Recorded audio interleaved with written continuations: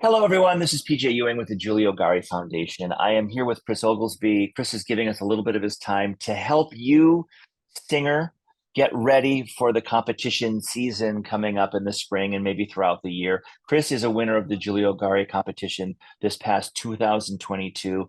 And our job here is simply to provide thoughts, advice, counsel, suggestions, things that Chris had to experience last year in going through the competitions that he participated in. And we thought it would be useful for you to hear from another singer and understand really what the landscape looks like and how to get the most out of it. So really, I'm going to get out of the way and let Chris jump in and do a full explanation of the topics he wants to cover. Really a brief, but hopefully very useful tutorial on the competition season.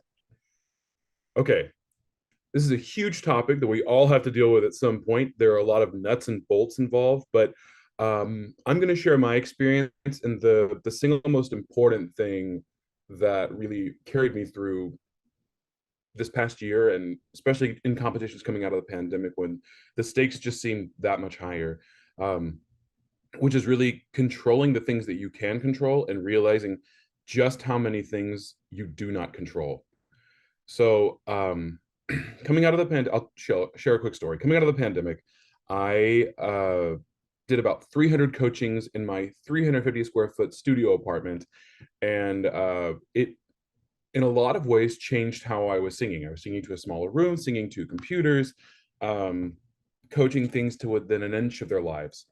And the first thing I did coming out of that was a main stage audition at San Francisco Opera for the general director, the artistic administrator, and they had invited some people from the Met as well. So that was my first experience coming out of the pandemic. And I cacked. I sang my first aria, it was fine. They called a second one, and I got almost all the way to the end, and I had a panic attack, is what I found that I had. It took me about 5 hours after that audition to calm down. And I was like, I've never experienced anything like this before. What is happening? Okay, chalk that one up to, you know, it just happened, just nerves, fine, whatever. So I was like, okay, well, I'm going to do some competitions. The first competition of this past year was the Tenor competition in Barcelona. My first international competition, my first competition after the pandemic. Fly out to Barcelona, make it past the first round. And in the second round, uh, I sang my first aria. They called a second one, which was the Traviata, and I did the cabaletta twice, and then made it all the way to the very end. And suddenly, my body responded the same way, and I got really nervous because I saw this thing happening again, and I was like, "Oh no, this is who I am now." All of this happening while I'm singing, and I tanked, and exited the stage. I mean, finished the performance because I'm going to, but it was terrible.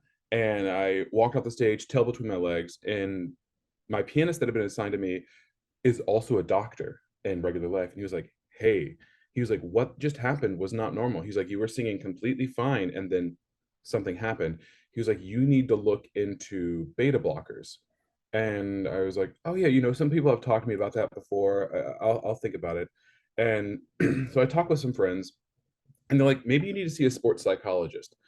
I met with a sports psychologist 6 times. They gave me a lot of tools to use, and they're like, "What you have to do is exposure therapy, and you have to experience a lot of pain, and you have to keep getting back on that horse." So what I did when I got back from Barcelona is I applied to 20 competitions, and I got accepted into like 9 of them because, as many of you know, last year the market was flooded with 3 years worth of singers trying to get back out there.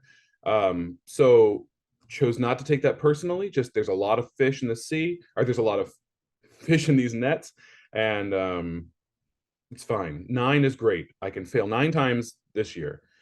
Um, but I also got beta blockers and started experimenting with them, and it honestly, it changed my life. It changed my performance.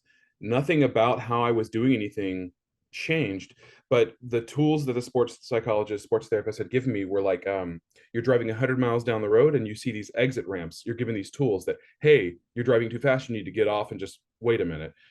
But if you're driving too fast, you can't take an off ramp. Beta blockers helped slow my car down so that I could see an exit coming up and I could get off if I knew I was going towards a panic attack. So I still have nerves. They they come when they're unavoidable. They're unavoidable, and it just takes trial and error and a lot of exposure to get past them. But beta blockers really help me um, literally slow my heart rate down so that I could make better decisions in the moment. And you know, for me, that was what winning the competition season was about. It wasn't about winning prizes or winning money. It was about figuring out my instrument. Because one thing we do a lot of in preparation for singing in undergrad and grad school and young artist programs is we prepare what we think the instrument is, which is from the neck down. But so much more of the instrument is from the neck up. And really taking care of that as soon as you can will pay dividends. I've seen a lot of professional singers fall apart, just completely unravel because they had not developed the fortitude up top to keep up with what their bodies were doing below. So I want to just that's the background for my experience for competition season. So okay. Now some nuts and bolts. So PJ listed a couple of things to help keep us going in a certain order, and I think they're great. So I'm just going to go in that order. And PJ, help me out if I go astray.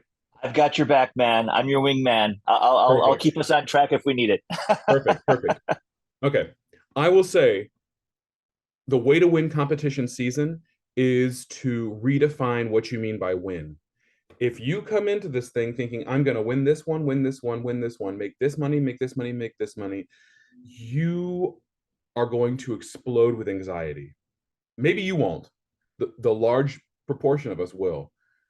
You need to recalibrate what your goals are, what winning is to you, and please don't include financial winnings from competitions in your budget. That is too much pressure. You need to think about any money that comes from competitions as winning the lottery, because that's literally what you're doing. You can only do so much, and the people that decide to award you money, you have no idea what they're thinking, and you can't make them think anything about you that they're not already going to think. So take that off your plate. It's too much to think about, and you can't control it anyway. Um, so if you apply to a bunch of competitions, you have already won competition season because you have had to amass all your PR materials, put them in one single usable, friendly PR format to give to other people. That's a huge mental burden to make yourself look good on a screen and send that to people. That's number one. Number two, you're putting yourself out there, which is a huge deal, especially if you've been in school and suddenly you have to change who your field of influence is. That's a huge transition time and it's a huge deal. So just applying to a bunch of competitions is winning competition season. Now, when you get to competitions, great, you got accepted into some. What is your job now? Your job is not winning those competitions. Your job is owning all of the music making, creativity, and love within the 5 to 9 minutes that you're on stage. That is your job, is to make music. You can't make people love you. You can't make them say yes or no to you. All you can do is enjoy what you've been enjoying doing, which is making music. And if you do that, you've won competition season. So setting these smaller goals that A, you control, and B, you can do will help you stay sane as you continue to lose, because there are so many, I say losers, there are so many people that can't win the financial prize. So that can't be our goal, because then only one person is going to ever satiate that goal. Okay. So now as you're getting ready to get prepared to do a competition, your ARIA package really matters. It's better to offer three. Okay. So I know a lot of competitions make you fill in certain things. If it's within your control, only submit things that you can wake up at 7 in the morning without having warmed up and feel confident about doing. If you've ever done a young artist program that you've had to do run out school shows, Start doing your arias that you do for your package during those school shows.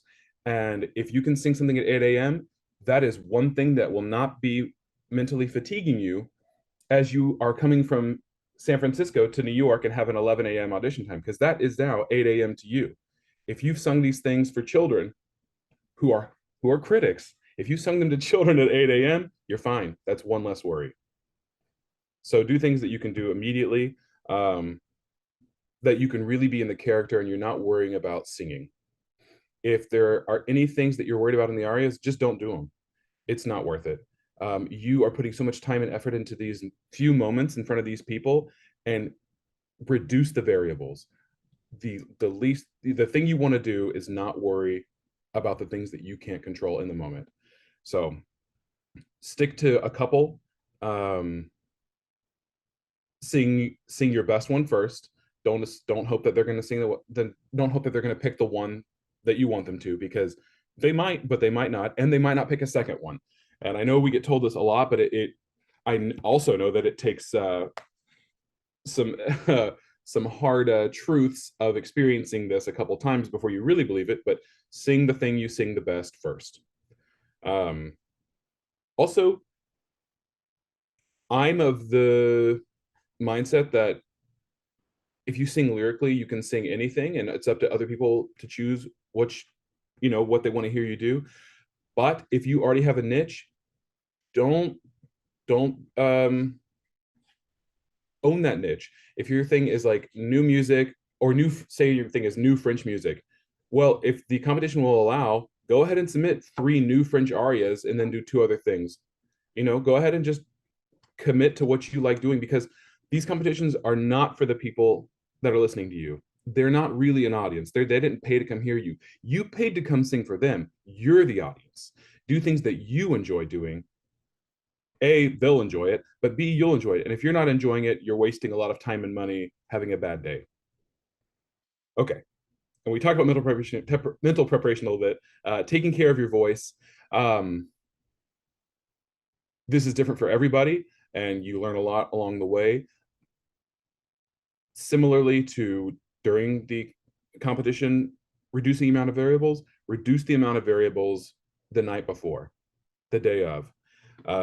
What I try to do now is map out where I'm going to eat, when I'm going to go to sleep, when I'm going to get up, where and when I'm going to warm up, where I'm going to eat breakfast or lunch before, and then I'm going to have pizza afterwards. I know that. Greer Grimsley in his music scores always writes pizza time after his last vocal cutoff. He knows once he gets to that point, he can have pizza. So, you have just sung a competition, you reward yourself. Whether you win or lose, that doesn't matter. You sing a competition, reward yourself. So I already know how my day is going to go. Now I'm not worried about it, because stress, we hold it in our necks. It's going to affect your voice. As chill as you can be, that is going to help your warm up. Okay, taking care of your voice. This is probably the hardest thing to do with a competition, because you're in a new place, you don't know where anything is, but give yourself more time than you need to warm up.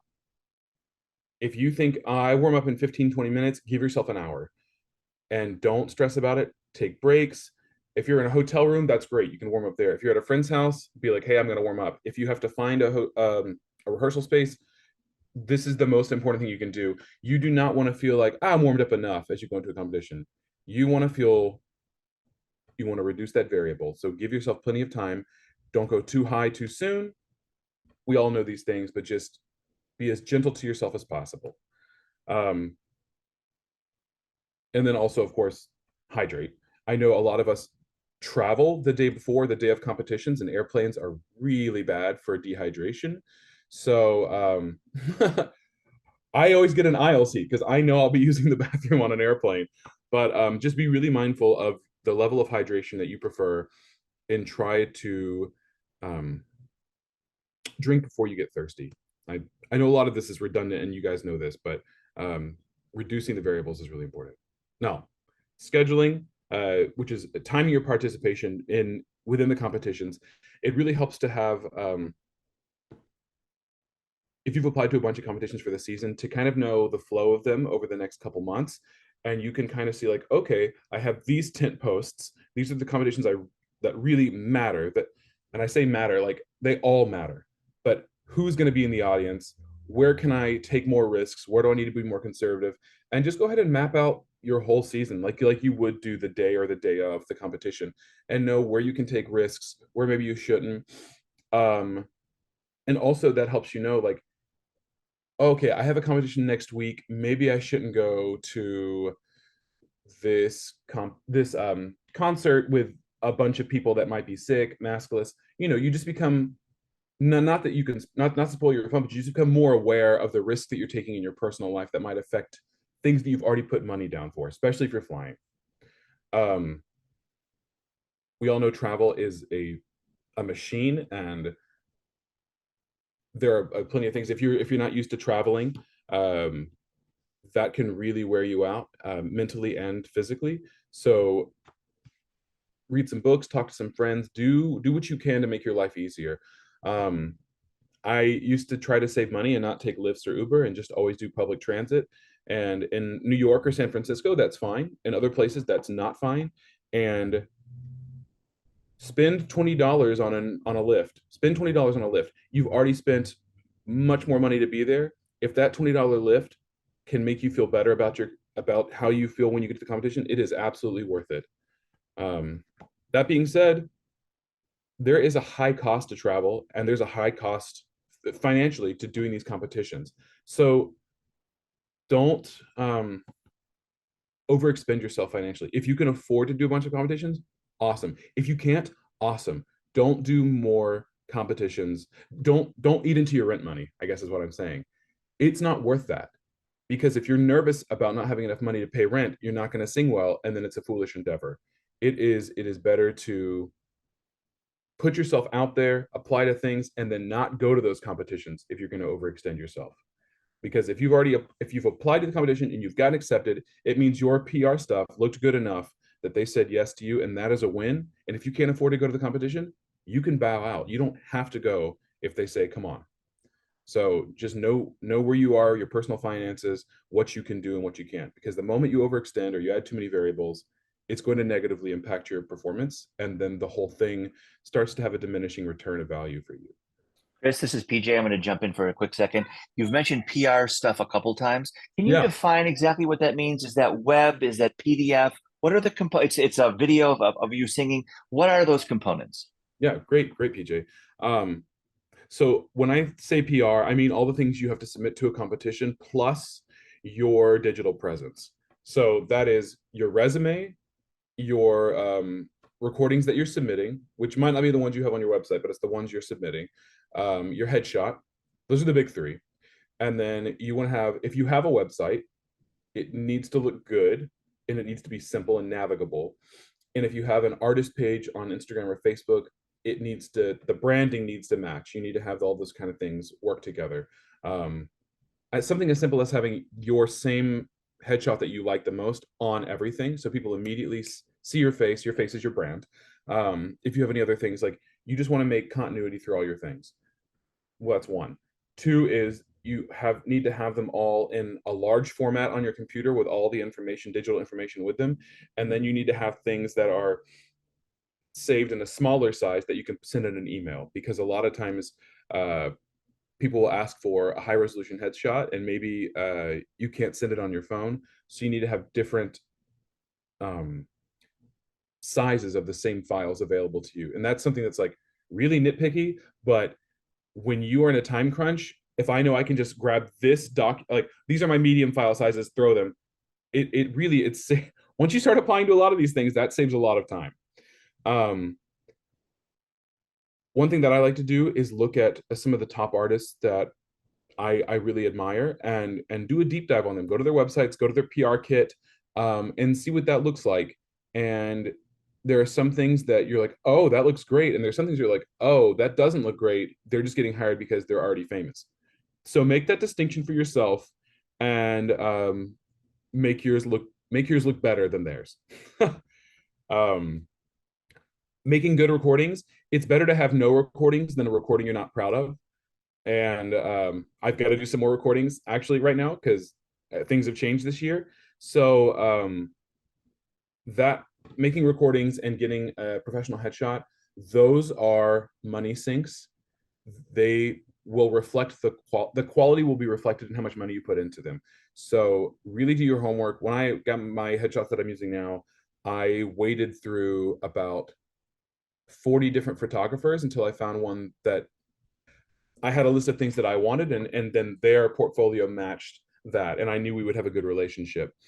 Um, and yeah, it was something I could be proud of. And then my recordings were not of the quality that I wanted, but they were of the quality I could afford at the time.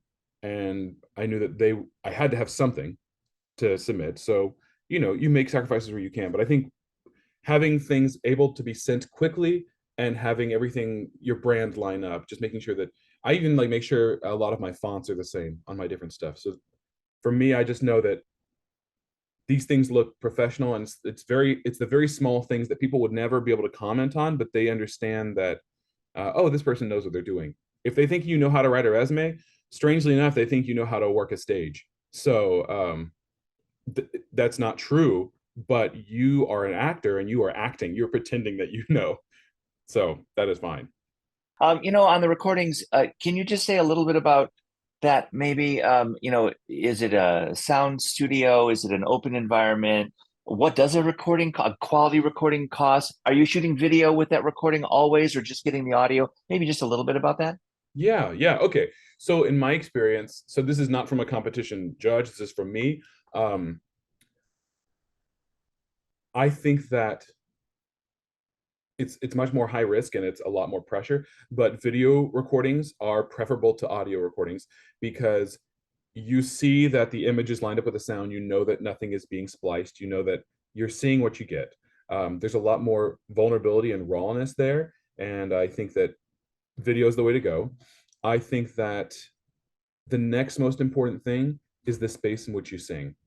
An iPhone or an iPad actually picks up pretty good sound, and as long as you have a piano that is tuned, pay for a tuning, make sure that piano is tuned, have a pianist you trust that you are reducing that variable, you're not worrying about them, and then have a space that is of a medium volume, like a small church that has reverb, but you don't want to sing in a bathtub, that will negatively affect your recording, and you don't want to sing in a studio, um, because opera singers don't sing in a studio.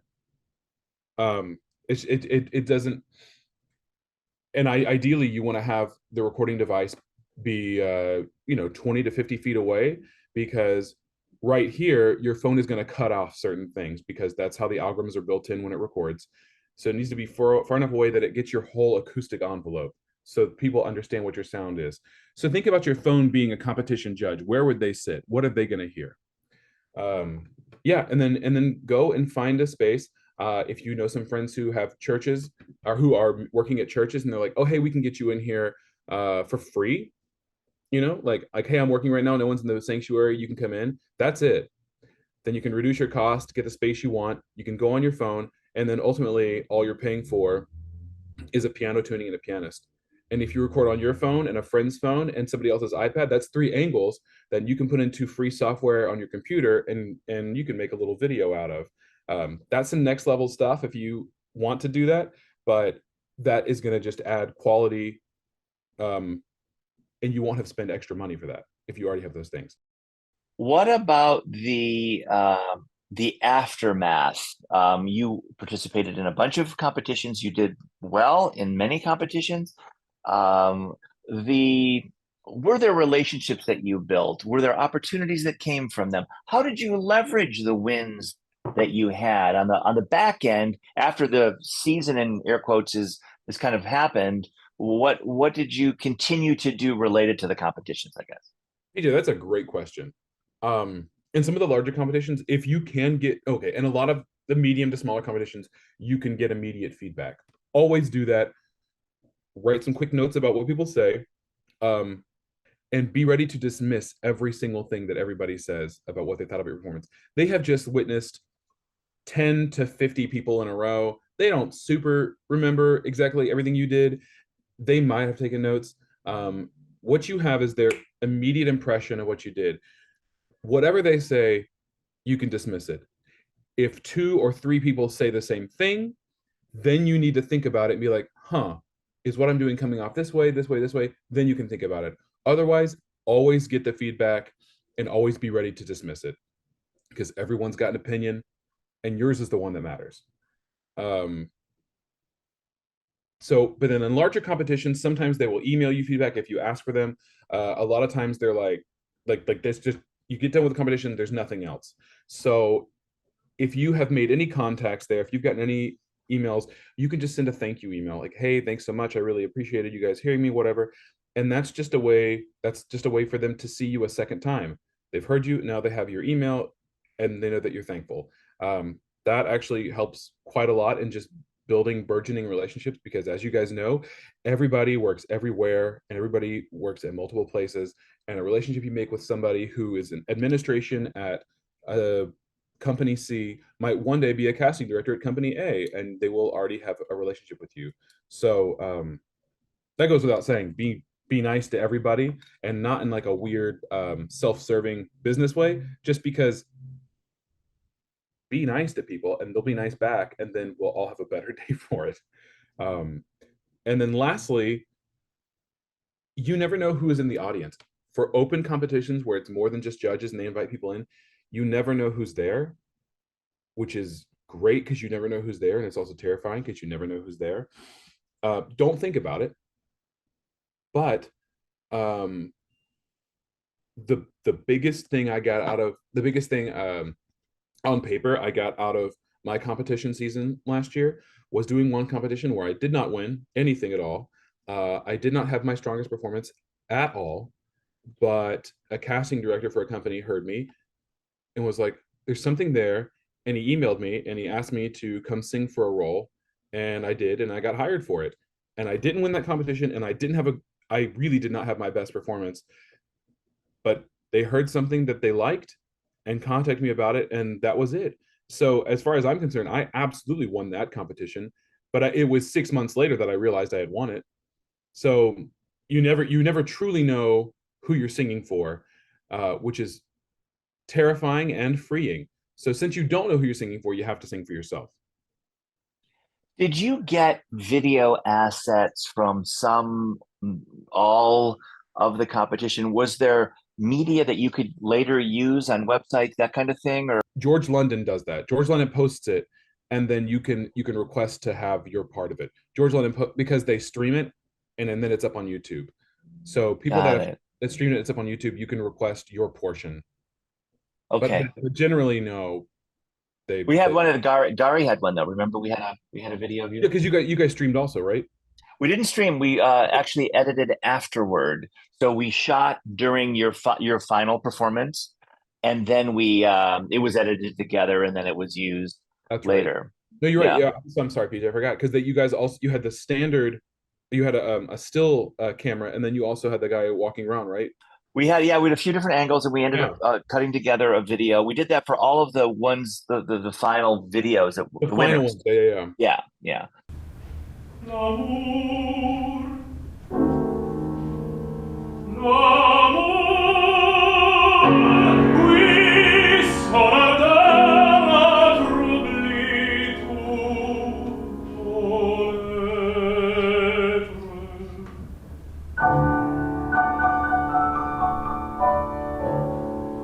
Mais quelle soudaine clarté resplendit à cette fenêtre.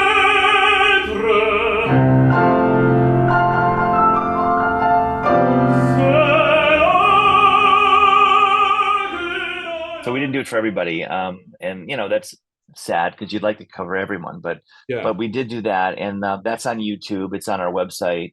that's right. On Gari, we also have pages for each of the winners. Mhm. So there's a web page with video, et cetera, et cetera. So, I guess it but was you guys. so it's not standard procedure though to get No, no, the it's video. generally not. But one thing I recommend you guys do is, and this, so ladies, if you have a dress with pockets, do this. And guys, with your suit pockets, put your phone on airplane mode, press record, walk out there. Always, if you can help it, always record what you're doing. That is the most helpful way to listen back and be like, okay, I felt this way in the moment. Here's what it actually sounded like. It has put to bed so many fears.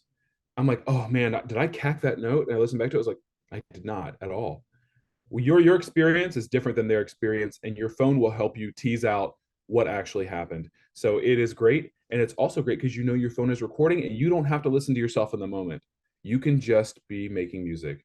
You don't have to be assessing yourself in the moment. So, and then you have a recording.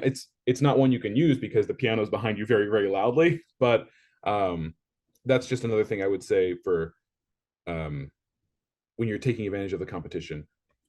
Try it if you can to record what you're doing. Chris, this has been really, really helpful. I'm sure a bunch of singers are going to be really inspired by what you said. Looking back, not quite a year, but approaching a year later, sort of as you were considering entering and getting into the process a year ago, do you look back on this with a sense of success? Was it worth all the effort? Honestly, was it worth all the work that you put into it? Yeah, I'm glad we're a year out for me to answer this question. Had you asked me at any time during the year, I would have said, of course, and in my heart been screaming, no, I hate this. I hate competitions. I hate auditions. I love performing and I love being on stage, but it's part of the job. And looking back on it now, I'm really glad that I had this past year because it failing and fixing what happened and failing and fixing what happened and getting back on the horse for something I really didn't want to do taught me a lot about myself, and going through a lot of I don't want to say dark times, but I mean, you guys know this. Competitions are hills and valleys, and you spend a lot of time in the valley. And the more comfortable you can get with yourself in the valley, the thicker your skin gets, the more defenses you build up. And then when you go to do what you actually are wanting to do, which is perform, it is that much easier because you're like, what are you going to do? Put me in a competition? I've already done that. There's nothing you can do to me. Like, this is all old hat. I've earned these stripes. Man, that's great. Yeah. Thanks, Chris, for being here and doing this. Really grateful from the Giulio Gari group. But you know what? On behalf of all of the singers and for all of the competitions, truly delighted that you could come and spend just a little bit of time doing this. So thank you, man. Yeah. Thanks for having me, PJ. I appreciate it. And thank you to the Giulio Gari competition. You guys have been awesome.